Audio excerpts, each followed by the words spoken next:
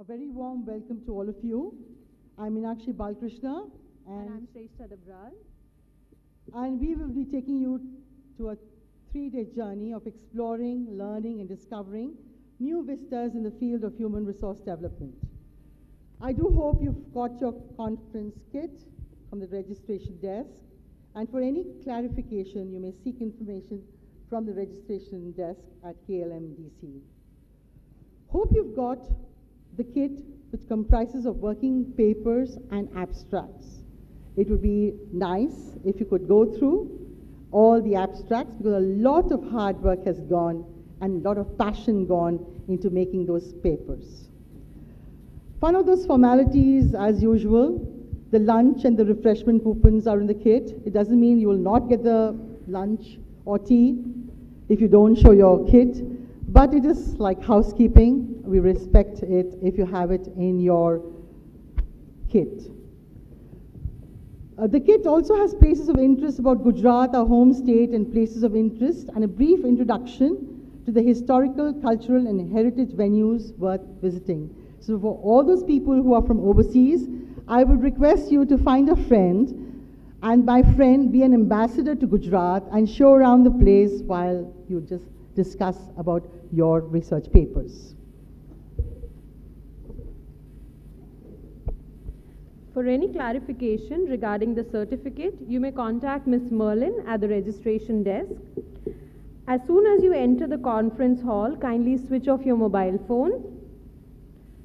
On the 9th of November, we have a cultural evening and the dinner at Development Center of Education, Ahmedabad. The Mudra School of Classical Dance will be performing at the event, so kindly grace the events with your presence.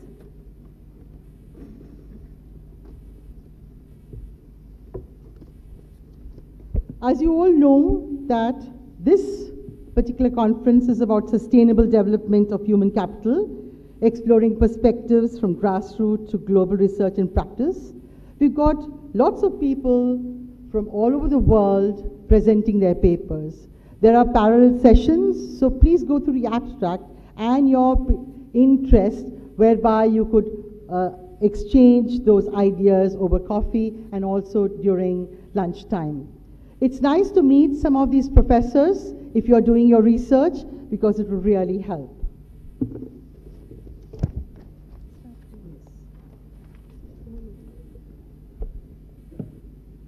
Namaste, respected Padma Shri A.S. Kiran Kumar, our chief guest, guest of honor Dr. T.V. Rao, guest of honor Padma Shri Anil Gupta, Dr. Ronald Jacob, Dr. D.M. Pestanji, Dr. Rajeshwari Narendran, our distinguished guests, ladies and gentlemen. A very warm welcome to all of you. We are extremely delighted to have you in our midst to celebrate learning and exploring in this international research conference on sustainable development of human capital, exploring perspectives from grassroots to global research and practice. We are pleased to share with you that Academy of Human Resource Development, Ahmedabad, India, Academy of AHRD Global, and our conference partners, IMA and Department of Business Administration, Mohanlal Sukaria University, Udaipur, have been instrumental in bringing together global practices and research papers with the depth and breadth of nurturing sustainable development of human capital.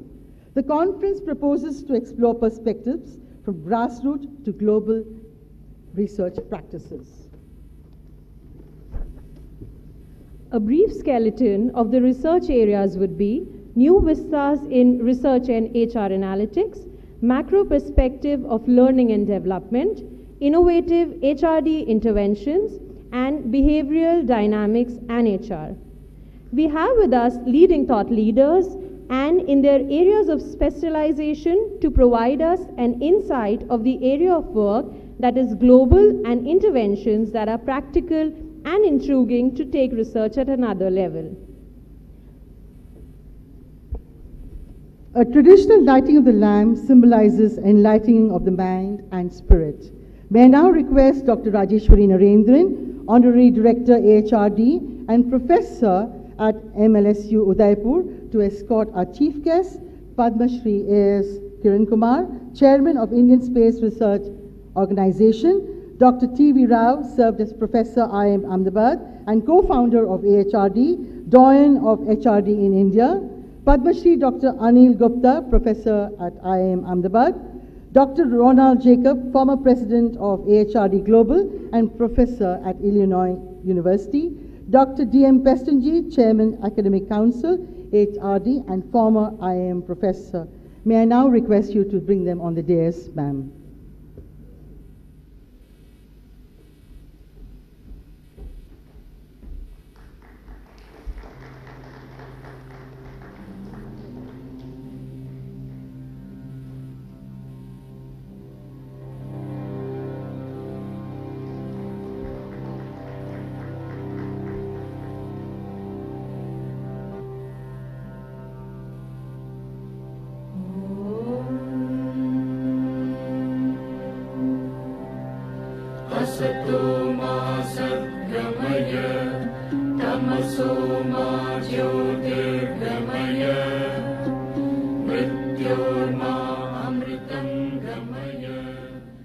Thank you for blessing us at the inaugural function.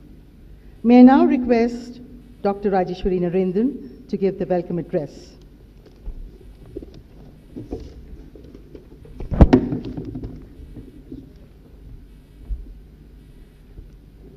Good morning, all.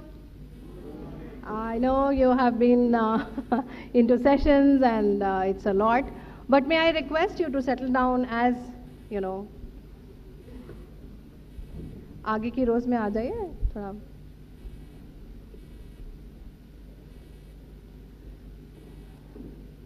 Well, I take the honor and privilege to welcome one and all in this international conference on the sustainable development of human capital. And the very crux of the human capital development, as you're aware, starts from the child of a birth. And from that, you know, from the birth of the child, it takes up and how it unfolds into various stories, growth, and the mind development. Of course, when we were starting to discuss about this theme, I had the privilege of talking to Dr. Anil Gupta, who has worked phenomenally at the grassroots level as well. And when it came to the mind that how we are going to capture the research part of it, definitely I look forward that all the luminaries who have contributed in a huge way in human resource development, they are all present over here. And they have given the blessings in terms of their advice, their consent to be here, and to bless us with their knowledge and their skills which they have developed over a period of huge experience. Here, it is very important to mention that when we started Academy of Human Resource Development, I think it was 1990 when Dr. T.V. Rao pioneered this moment along with Dr. Uday Parekh and Dr. D.M. Pestonji, who is very much sitting there. And the thought was that anything which is to be done in the field of human resource development should be documented, should be researched well. There has to be a knowledge base created. Hence came the introduction and the existence of Academy of Human Resource Development. If I start talking about who all contributed, it would take me a day long, because whatever the seat of learning AHRD has created is there spread over all over the globe. I'm very happy and feel honored that we are doing this research conference in the IIM premises. They are also our partners in this conference, along with Academy of HRD Global as well as Mohanlal Sukhadia University, Udaipur. I take the privilege also to give a very brief introduction of all our luminaries, but in the meantime, oh, okay, Ron has come here. I was just looking for him. Welcome, Ron, onto the dais. So we have the galaxy of eminent personalities over the dais and off the dais, which I can see both the sides standing here. So I start with the introduction of Dr. Anil Kumar Gupta. He is Padma Shri, and his work at grassroots, as I said, is so much, including his fascinating Shodh Yatras and the Center for Innovation and Incubation, the Honeybee Network which he has created, and the kind of involvement at National Innovation Foundation. My words cannot match the towering personality which we have in Dr. Anil Gupta, sir. Welcome you, sir. We have amongst us Dr. Ronald L. Jacobs, who is the Professor of Human Resource Development, University of Illinois, USA. Dr. Jacobs has written over 100 journal articles, book chapters, 4 books on human resource development, and decades of experience in the practice as well as teaching and researching the human resource development. He has captured a very specific field, that is the structured on-the-job training, which we had the privilege of having the small, workshop yesterday where he talked about these practices and have enlightened so many of the learners of this conference. We have along with him Dr. T.V. Rao. I think I don't need to tell one thing. I'm going to speak in Hindi for him, that Mera kuch bhi kehna hoga, Surya ke aage deep dikhana. It is like showing a small lamp in front of the sun, and I have no qualification or eligibility to introduce this father of human resource development in India, as well as the person who has given a lot along with Dr. Uday Parekh. Sir, we are really honored and privileged to have you here. A big namaskar to you, sir. Of course, Dr. D.M. Pestanji, who is the chairman of Academic Council of the Academy of Human Resource Development here, and has been associated with the breakthrough researchers in stress at workplace. And he himself has been one of the founding fathers of AHRD in India and has helped me like anything in this conference with his presence as and when required in the odd hours. To any time I have reached out, he was one who said, I am there, don't worry. Sir, so much blessed to have you here. Thank you so much. Well, again, our chief guest is none other than Padma Shri A.S. Kiran Kumar, who is the chairman of ISRO. And you know the kind of involvement ISRO people have. I will not read your profile, sir, because I feel belittled, and rather I would say that how do you feel that a robust organization like ISRO has got the precision in human development and the skill building which they have done? I think a big round of applause, because a country which has done R&D phenomenally, indigenous technology development, and these are the silent scientists who have given a bali, a sacrifice in the development of India. Their time, their families, I don't know, boundaryless work, and so much of involvement that you create the path of development for the country. And you know the space sciences in India are really to be looking forward that here we are the leaders. And sir, big hats off to you and very warm welcome to you in this. So, and more than that, I welcome all our international and national participants. I would like to tell here that we have almost 30+ country representation here. We received 198 research papers, which were thoroughly reviewed and blind reviewed. Finally, 123 papers, which was a large number to accommodate, were finalized for the presentation, and I'm happy we have a good number of presentations along with these 3 days of conference. Here I would also like to mention that Along with this, the theme was India, projecting India. And hence, the tricolor is found everywhere, including all the banners, all the brochures, everything which we have done, the tricolor has been there. And we thought that we would have every day morning yoga session, yoga abhyaska session in the morning at the lawns of KLMDC.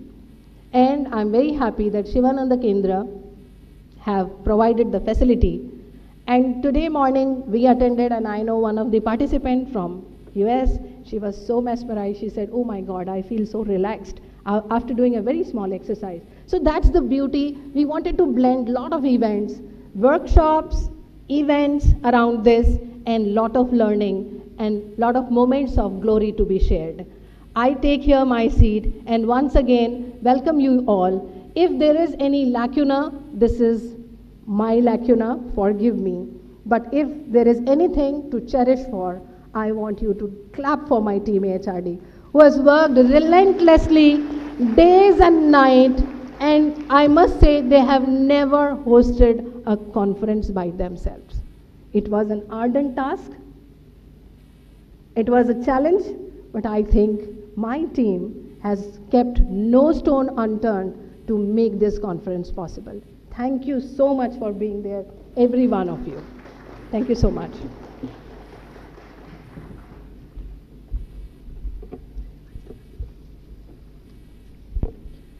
As a token of gratitude, we would like Dr. Rajeshwari Narendran to present mementos to our dignitaries.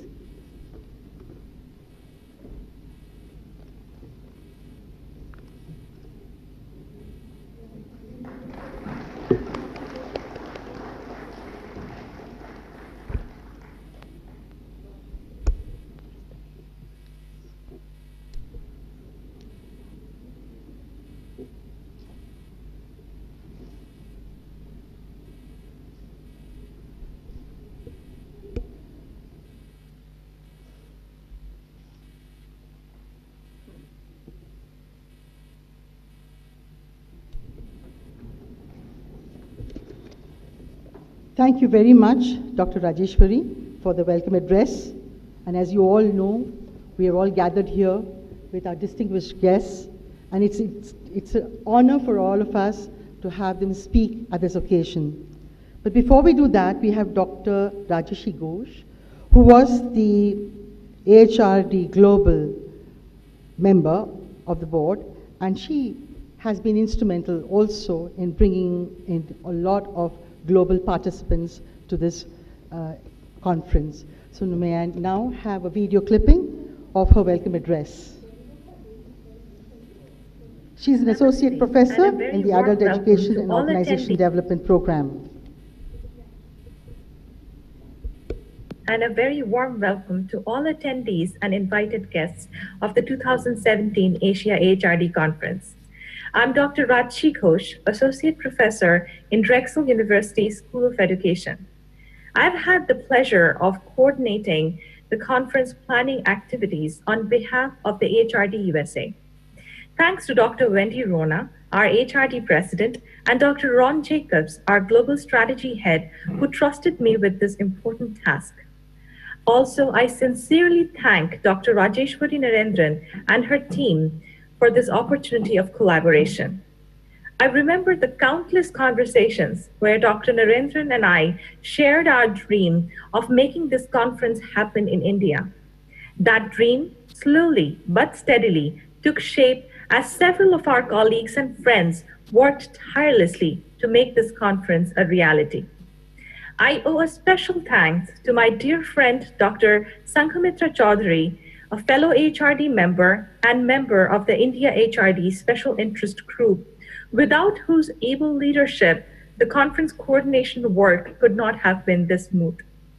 I'm not being able to attend the conference in person because I delivered my twin babies on September 24th, and my doctors advised against international travel.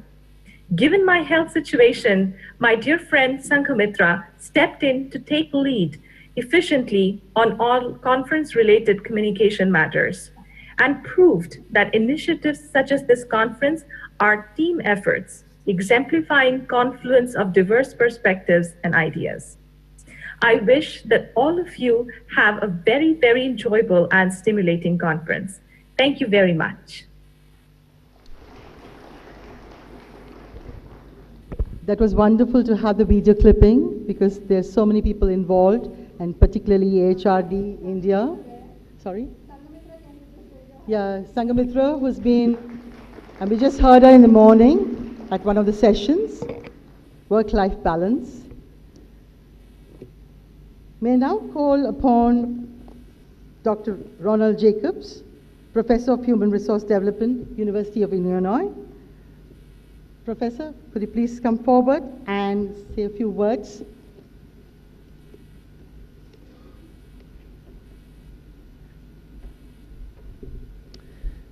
Good morning, everybody. Oh, my dear colleagues from India, my dear colleagues from the US, and from all over the world, I am so pleased to be here in front of you today. 18 months ago, we started our discussions about having a joint conference between the Academy of HRD India and the Academy of Human Resource Development in the US. It is our aim to have regional conferences, and this is our 16th conference in Asia, 16 years ago. And very importantly, our first conference was in 2002 here in India, in Bangalore. So how nice, you can say it's Sweet 16. We are here back in India. And I hope that we come back again sometime soon. So thank you for your warm, very warm hospitality, and the enthusiasm of the conference is already very much apparent. So in closing, I just want to say, all of you, welcome to you, that you're here, and also to invite you, if you ever have a chance to come to our conference in the US, in February, we have a North American conference, much like this, that brings together a broad segment of the HRD community. That is very important for me personally, to bring together our global community of researchers, scholars, and advanced practitioners. And it's the only way that we can make substantial contributions to our organizations and also to our societies as well. So thank you very much for your presence here. I am overwhelmed by the hospitality. Thank you very much to our partners, and have a wonderful and productive conference. Thank you very much.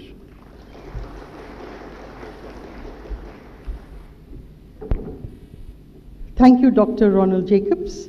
As you all know, he has more than 30 PhD graduates and teach HRD-related subjects in universities globally. And he's also an invited speaker and instructor at numerous conferences and universities. So thank you so much, sir, for those valuable words and blessing us in this inaugural session. May I now call upon Dr. D.M. Pestunji, currently associated with the School of Petroleum Management, PDPU, Gandhinagar, and been with IIM Ahmedabad and served for several years as professor and inspiring everyone. There will never be an audience where Dr. Pestunji doesn't have a student. So we welcome you, sir, to say a few words.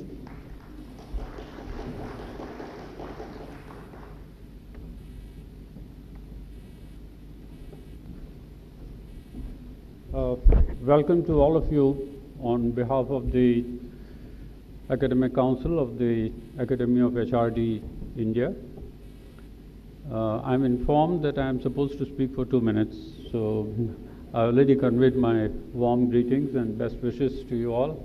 I can only assure you that the way we have worked on this conference is going to be a rich conference, academically speaking. And I think you already have some information about the number of papers we have received and the number of people coming from various countries. I hope that we will all together have a very fruitful time, and maybe some new ideas you can take from here. like the idea of having a yoga session every morning. Even if you don't participate, you know that there is something like this which can happen, and maybe at a later point of time you feel like catching up on some of these practices and ideas. Thank you so much. All the best.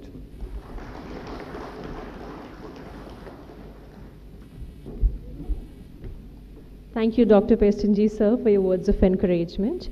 May I now request our guest of honor, Padma Shri Dr. Anil Gupta, Professor, IIM Ahmedabad, to enlighten the audience with the wonderful experience he's gained working with grassroots research and innovation. I welcome you, sir.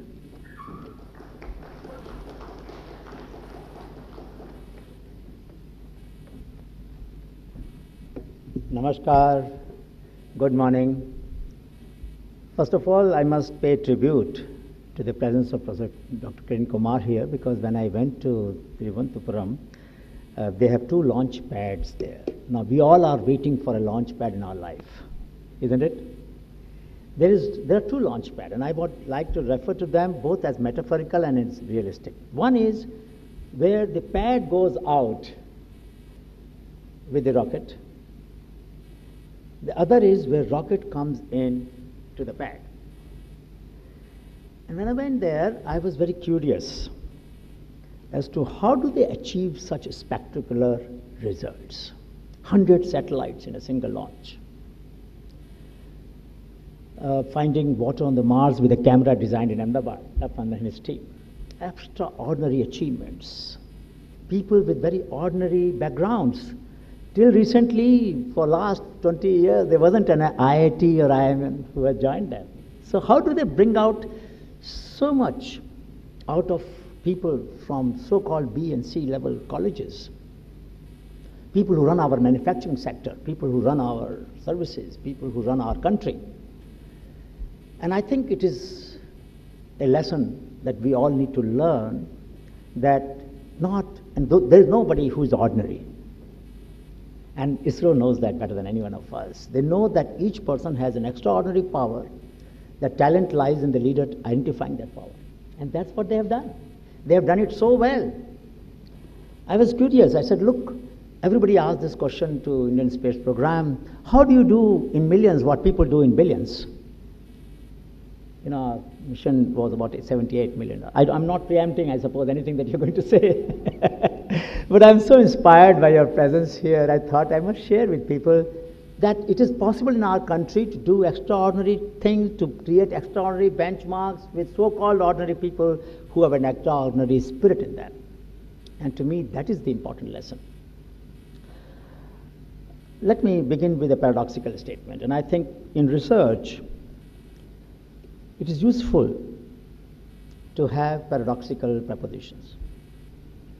In our philosophy, in about 300 BC to 200 AD, one of the golden period of our history, the logic developed during Buddhist period was one of the most elevated, one of the most outstanding logical framework that was developed. And the key of that logic was compare and contrast.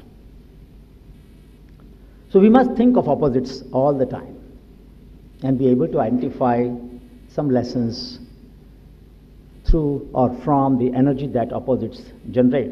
So let me begin with first statement. As the time has passed, we know so much. We feel about this much, and we actually do only this much. Isn't it? The ways of knowing, feeling, and doing have become extremely paradoxical in our life, such that a responsible professional does not feel obliged to reciprocate all the goodness that he or she receives from the society. So my first sermon, so to say, pardon me for taking that privilege, is that we must bring 3 dimensions to every discourse in human resource development as a researcher: reciprocity, responsibility, and respectfulness. A lot of data is collected from people on the street, people in the companies, people on the shop floor. How often do we share our findings with the people who provide data? So I would say, let this conference faster resolution, if possible, to become responsible, reciprocal, and respectful of knowledge providers, both in the formal sector and the informal sector. I am coming from Gurej Valley, the upper tip of our country. Kanyakumari is on the down and Gurej Valley is on the top in Jammu and Kashmir. We had our 40th Shodh Yatra there. I just came back 4 days ago. Walking in a region where there is no internet, hardly any developmental infrastructure, extremely kind and generous people, very compassionate, brilliant children, amazingly creative, amazingly imaginative. We were so deeply impressed by the questions that children would raise in our idea competition when we would organize in the villages. That temperature in the night was -6. We had our sleeping bags. So one of them said, you know, they have these bukharis, the small chamber in which they burn the wood. One bukhari consumes about 50 kilograms of wood in a day. Now that much of wood has to be carried by women, without exception, from the high hills brought to the valley. Every day, 50 kg to 70 kg wood is burned to keep just warm. So one of the kids said, why can't we use solar energy to keep ourselves warm? I have seen ceramics which with 1.5 volt battery, when you change the polarity, they become hot or they become cold. Just 1.5 volt battery. A kneecap, I saw one student in Hyderabad who is now working with our defense forces also to keep the chamber of the tank cool because the temperature is very high in the armored tanks. So we have tremendous amount of technologies in our country which can easily be dovetailed to unmet needs of our society at the grassroots level. Another question came up, sir, sometimes water gets frozen in the pipelines. How do I find out where is the blockage from outside so that I can warm up only that portion of the pipe? Very practical problem, very practical problem. Never before we had so many sharp questions posed by little kids never exposed to internet. Thank God.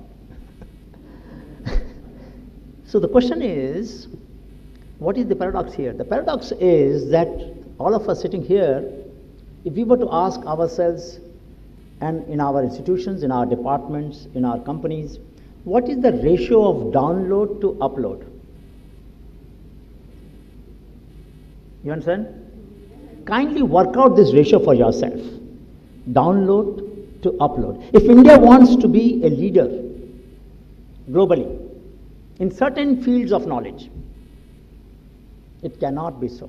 It can never achieve such a state if we are the world's biggest consumer of knowledge and smallest producer of knowledge. You can't do that. These kids have nothing to download. They only have upload. Look at the other extreme that I have been to just now. So I really feel that we must ask, every researcher should ask, what did I upload from my insights, from my field work, from my encounters with creative people, from my learning at the feet of masters? Masters could be in the informal sector or formal sector. I'll tell you a small story. We were having a program here. I was teaching a class on learning from the margins of the classroom. One participant got up, said, sir, I was getting late for the office. I told driver that today I have to rush for a very important meeting. Please take me fast. So on the way, I was absorbed in my thoughts, preparing for the meeting. On the way, he stopped the car. His name was Shankar. So I said, Shankar, why did you stop the car? Shankar kept quiet. After some time, he started the car, reached the office. But this participant, this executive, was bugged by that behavior of his driver, who had stopped the car in between, knowing fully well that he had to rush today. So when he was coming back, he asked him again, Shankar, why did you stop the car in the morning? I told you that I was rushing. Sir, didn't you see? What? Sir, there were children crossing the street. How could I have driven the car? I had to give them the first right away. I stopped my car for them. Oh, I'm so sorry. But he was so absorbed in his mind that he didn't see the children on the street, but the shankar, the driver, the fellow who's supposed to be the lowest paid employee of the company, was compassionate enough to understand what his duty was. I think sometimes we take people for granted. The book that has come out last year on innovation, grassroots innovation, has a subtitle, Mind on the Margin Are Not Marginal Minds. We can learn from the driver, we can learn from the lift person, we can learn from the loader. There's a beautiful word in our language, and I would say that that summarizes very well one of the pedagogic tools that our culture offers to the world for becoming creative. Samvedana says Sajanshilta. Samvedana is a beautiful word in Sanskrit. Sam means equal, Vedana means pain. When I feel somebody else's pain as intensely as that person feels it, it doesn't remain that person's pain, it becomes my pain. When I try to find solution to the problem that affects me now, through a concept of Swantah Sukhay, for my own happiness, then you move from Samvedana to Sajanshilta, from, for want of a better word, empathy to innovation, empathy to creativity. See, empathy is for others, Samvedana is within. So there is actually no English word exactly capturing the essence of Samvedana. But in human resources, if we take away Samvedana, what is left to manage? There's nothing left to manage, isn't it? The essence, to my mind, is Samvedana. And I think that is a trait that we find among the grassroots innovators very poignantly, because most of them are not solving their own problem. They are trying to sense an unmet need in the society which they are trying to access and solve. Some of the lessons that I have learned from these innovators might be useful. One of the lessons I learned was that many of them, and as you will agree with me, maximize uncertainty. Why would one maximize uncertainty? Because paradoxical statement would be, look, let me try to reduce uncertainty through as many tools and techniques that I can so that my life becomes manageable. Manageable. But people who manage their life don't explore adventures. The adventurous life is the one where you really don't know what's going to happen. So spontaneity is celebrated and uncertainty is maximized. And it is maximized when we encounter situations that we have never confronted before. So one of the simple lessons of learning is that if every day there is one moment in a day when I say, my God, I didn't know this, then we have lived that day, otherwise we have just existed. So one of the parameters, one of the measurable tool for our learning progress is there must be at least one moment a day when I would say, my God, I didn't know this. How did it happen? Which is only possible when I will encounter situations in which I have no control, on which I have no control, which I cannot manage. One of the interesting things that we have found, 4 districts I walked once, we have done Shodh Yatra one round in all the states of the country. So Barpali was the last one where we had Shodh Yatra, 39th Shodh Yatra in Orissa. After the conference, after the walk, we met the Chief Minister and we told him that, would you believe that this district did not have a single malnourished child? He was baffled, Mr. Patnaik was baffled. This was known to be one of the poorest regions. How is it that it doesn't have any malnourished child? Anantnag district, where we walked in 2007, didn't have a malnourished child. Gorej Valley, we just came from, doesn't have a malnourished child. And Mahendragarh district in Haryana, on the border of Rajasthan, didn't have a malnourished child. So we asked ourselves, what is common in those 4 or 5 regions where there is not a single malnourished child? How did they manage the germ of the human spirit? Child is the embodiment of our expectations, our hopes, our faith in life.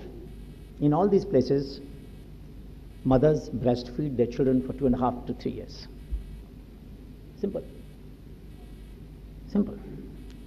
Now, remember that photograph where a member of the parliament in the European country was feeding her child in the parliament because there was no place? where she could go and feed? And why should she go anywhere to feed? Why wouldn't she feed while she's working? What is this stigma? Is there something to hide? The most pious thing in our life is to feed the child. And why should I need for a cover?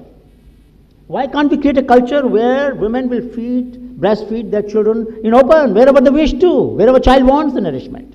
I think we must question the rules that we, the men, have made for governance of our society, our companies, our organizational, our working spaces, and question them not gradually, not incrementally, once for all. I cannot forget that photograph. Some of you might have seen that photograph. She did what many of us have not dared to do, which is to break a tradition of hundreds of years, thousands of years, in one go, and saying, look, I'm participating in the debate, I don't want to leave this place, my presence is important for public policy, but I will not stop feeding my child, because she needs food now. So we need to ask some fundamental questions about human resource management. We must ask ourselves, who has defined the rules of the game? Very often men. And these rules of the game have been defined to make our convenience. What is convenient in this? Child belongs to both mother and father. How come that when mother is holding so much responsibility, we are not able to provide services? So I think a society which elevates the role of the mother nourishes the children and their hopes and their aspirations. We need a society which will make children dream for the impossible. Many times we are not able to absorb the fact that people who make breakthrough need not have what I call as aggregative excellence, but may have angular excellence. Angular excellence is when people are very good in one or two subjects, but very average or below average in other subjects. And this is something that has been bothering me for some time now. And next 20 years I want to spend on it, and I need your help. Because when we take the exam results of 10th, 12th, or any class for that matter, we will come across some students, some people, who will perform very well on some faculty. Even when you do your test for recruitment, you will find some people in some section are extraordinarily good, but are very average in others. We will reject them. Our systems are designed today to reject angular excellence. My appeal to all of you is, let us research this issue, that people who are single-minded in their life and are likely to make breakthrough are most probably having angular excellence. That means they excel in certain fields, chosen disciplines, chosen areas of expertise, to the exclusion of others to so much extent that they are below average. And from the point of competency, we need such people. We need such people because they are so devoted and committed to inquiry in that field to such a depth that they are outperforming in that field, to the exclusion of gaining even minimum understanding. This thought occurred to me when I met Farid in 2007 in Anantnag. He said, why do I have to study all these subjects? I don't like it. I find this and this interesting, but I don't find other subjects interesting. Again, I will challenge that we need not have mediocres or average people. Of course, sometimes some people will do not so well in certain fields. But the fact is that all of us enjoy our singing in bathroom. Do we excel in that? We don't. So to be able to enjoy something, we don't have to be outstanding in that. At the same time, I need to achieve excellence, even if it is painful in certain fields. So how do we really change the matrices of measuring competencies and excellence in our field so that we can tolerate deviants, dissenters, diverse minds? And that brings me to another challenge, which is such people are pain in the neck. Most organizations find it difficult to retain people who are very outstanding in certain fields because they ask all kinds of uncomfortable questions. They are really pain in the neck. And our systems are designed to reject such people. Tragedy. If we want our society to progress, We need to have such troublemakers given extra leash, extra allowance. Anybody who is outstanding in certain fields must get extra allowance of committing blunders and errors, because then they will be nurtured, they will be retained. We must be more compassionate towards such people. Honeybee Network wouldn't be what it is. We have mobilized about 2.5 lakh ideas from 600 and odd districts of our country, from adults. From children, about 350,000 ideas. How could we do that? We have a very small team. Dr. TV just met some of them recently in National Innovation Foundation, and of course in Srishti and Gyan. Very small team. We couldn't have achieved this. There was no way. We didn't have resources to do that. But volunteers of the network could map the minds, millions of minds of our country, which means it is possible to get our goals internalized by others. And this, to me, is another research challenge in organizations. How do I get my mission internalized by others? It's not my mission anymore. But that only happens when missions are larger than life, when they serve a larger public interest. And I think in our pedagogical questions, research questions, we are sometimes limiting human potential to a gross, under-defined or under-measured delivery of results. We are not expecting miracles. I believe in miracles. Miracle is when something extraordinary happens that was beyond my imagination. But by human beings, of course. So how do we expand the potential of human beings to perform extraordinary tasks, face challenges, provided they are imbued with a spirit larger than life, which may sometimes be beyond the organizational goals. There are people like that. I was talking to a company which achieved production of steel in much less time of much higher level than Tata's. Tata's took 100 years to come to about 10 million ton, 8 million. With due respect to them, I respect Tata as a great deal, but I'm just giving a point of reference. This company reached about 20 million ton in about 20 years' time. Obviously an extraordinary achievement. So I asked them a question, how did you do that? They said, sir, when I went to one of the plants to find out how they were dealing with blast furnace, I was denied the permission. Our blast furnace blew up, so we had to cannibalize one of the blast furnace to use its component to make that blast furnace work. And when they wanted to come and study our blast furnace, I opened all my gates.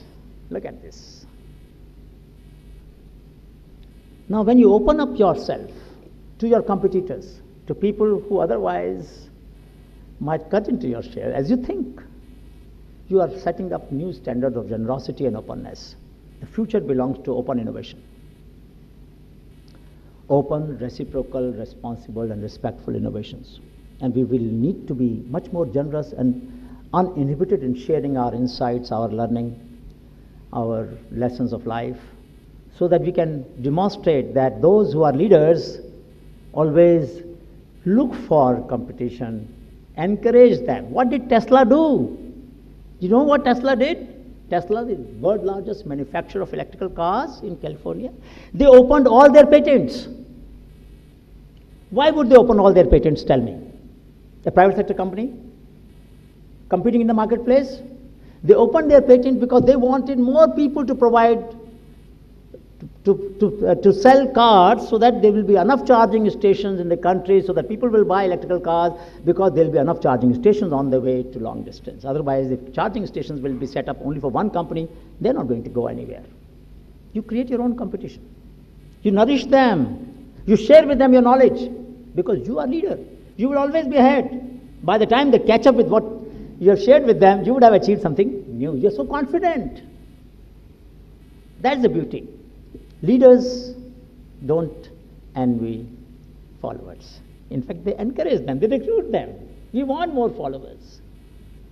Indian space program, many Indian institutions have achieved that excellence. They share. They share, they bring people from all over the country, all over the world to share what they do. Let me conclude by summarizing a few lessons more which researchers might find useful. Once I did a study in 1985, one of the least cost study. I took about 10,000 rupees for that research from our research and publication committee. Yes. And that was to look at the references to personal communications in our papers. I'll look at Indian authors, Indian publishers, journals, and international journals. And I wanted to ask myself, how is it possible that in a subject like this, say social sciences, I would have achieved some breakthrough without talking to people? And if I've talked to people, why don't they figure in my citations? Isn't it an obvious question? So my dear friends, I will request the particularly younger colleagues, don't hesitate in acknowledging even a casual remark in the corridor if it opened a new window. You don't lose anything. That person may not gain anything, but it develops a culture of acknowledgement, culture of appreciation, culture of gratitude, culture of gracefulness. That look, if you had not told me that point that day, I wouldn't have read that reference that you told me, and that opened my eyes to something I had done, and it would have taken me years to reach that particular insight. So I would think that a society, a culture, an academic group which is gracious in acknowledging the insights that they learn on the way from informal sector and formal sector, from a farmer, from an artisan, from a worker, from a student in the class, should acknowledge. Sometimes I give A grades only to those students who teach me something new. There is no other way any other student can get an A grade. And I think that's the spirit which will help us, because then we push our students to teach us something new. So let me conclude by saying that this is a wonderful opportunity for me to be able to talk to all of you. If you come across oddballs, people who are pain in the neck, you know who to talk to. Thank you so much.